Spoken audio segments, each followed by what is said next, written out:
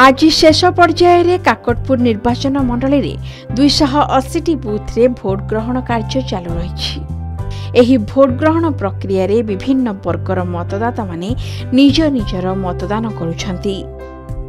किंतु काकटपुर ब्लॉक रो 170 number booth रे जने 111 वर्षर वृद्ध भोट देथिबार देखिबाकु मिछि। भोट दे आशिबा परे से खूब खुशी थिबा बेले मतदानर विधि व्यवस्था को प्रशंसा करथिले, जहा तांको मुहरु सुनिबा को मिलिछि। तेबे एही शतायु भोटर को नै एबे चर्चा। काकटपुर ब्लॉक रो 170 नंबर बूथ रे एही 111 वर्षर वृद्ध जनक भोट दे आशिबा परे भाव प्रवण होई कांदी पकाइथिले। आखिर लुह बोलो मानि नथिला तांकर। देश गढ़िबार निशा तांको ठारे बहुत थिला। देश स्वाधीन हेबा परठारु से आज पर्यंत मतदान करि आसुथबा बेले वर्तमानर भोट प्रक्रिया तांको बहुत आकृष्ट करिछि। सबुठारु गुरुत्वपूर्ण कथा हैला से खुशी रे भोट देबाकू आसिथिबा बेले समस्ते एही गणतंत्रर महापर्व रे भोट देबाकू एही वरिष्ठ भोटर आह्वान जणाइछंती।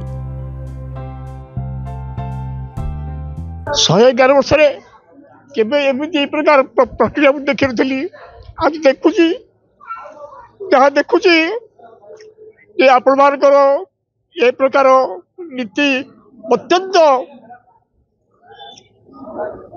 आकर्षणीय।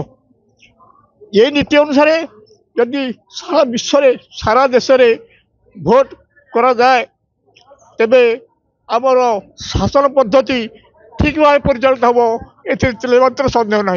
उचित सरकार गठन हो पार, उचित सरकार गठन हो पार यदि यही प्रक्रिया रे सबु बूथ रे ये प्रकार प्रक्रिया सृष्टि करा जाए, ये प्रकार प्रक्रिया भोट ग्रहण करा जाए तेबे सरकार सरकार सिद्ध निरापद भाव में आम शासन रही शासन करेंगे।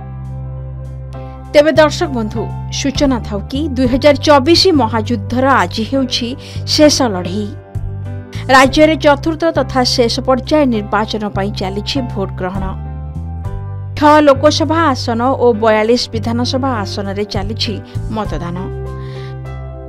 460 जन प्रार्थींकर भाग्य निर्धारण करुछंती प्राय 1 कोटी भोटर। निर्वाचन रणांगन रे अछंती 66 जन सांसद प्रार्थी और 394 जन विधायक प्रार्थी। चतुर्थ पर्याय रे राज्यर सर्वाधिक मोट 69,61,000 भोटर रहिछंती। काकटपुर लोकनाथ स्वाईं रिपोर्ट के न्यूज ओडिशा।